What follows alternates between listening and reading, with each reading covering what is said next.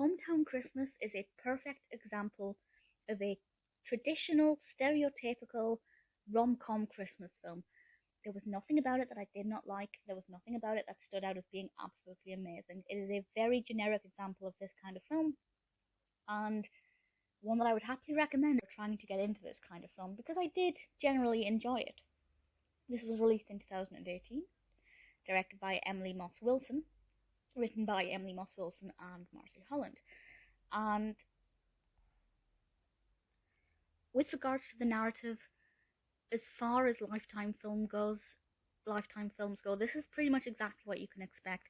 The description from IMDb sums it up really well, and this says, a woman has big plans to resurrect her town's live nativity, a beloved tradition that her late mother used to organise. Things become complicated, however, when she realises she'll have to work with her former high school sweetheart. We have a Christmas project that the protagonist has taken on board. Somebody comes along from her past and threatens to incidentally throw a spanner in the works. Will they be able to put aside their differences to put on a successful Christmas nativity, or will things just get too much? Beverley Mitchell plays Noelle, our protagonist. She is a really likeable protagonist. There are times when she overreacts, because when Nick Russell, played by Stephen Colletti, comes back into her life, it obviously stirs up old feelings, and she maybe acts irrationally sometimes. But for the most part, I enjoyed watching them on screen. The actors certainly have great on-screen chemistry, very well acted, great casting across the board.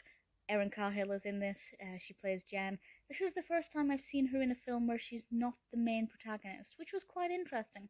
Kind of nice to enjoy her acting style as a bit of a backseat. Obviously, still played quite a pivotal part in this. The same with Brian McNamara, who plays Peter Collins.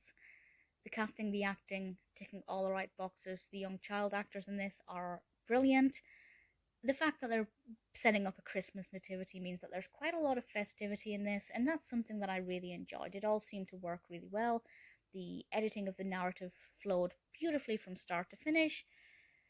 And obviously, with regards to the roller coaster of emotions that you can typically expect from this kind of film, it seems to follow a pretty predictable pattern. Not in a bad way, it's comfortable, it's easy to watch. As I said, there wasn't anything in this that, made it particularly thrilling or unique, but there wasn't anything in it that I would have personally chosen for them to do differently or anything that I think specifically could have done better. If you are looking to get into Lifetime films and you want an example of the kind of thing you can expect, Hometown Christmas is a perfect example of all of the hallmarks that you can find in a Lifetime film. It's good fun, it's festive, it's a little heated with some of the characters' actions. There is some overreacting with some of the characters' actions as well. Pretty good one to get you into the Christmas spirit. I'm certainly happy to recommend Hometown Christmas.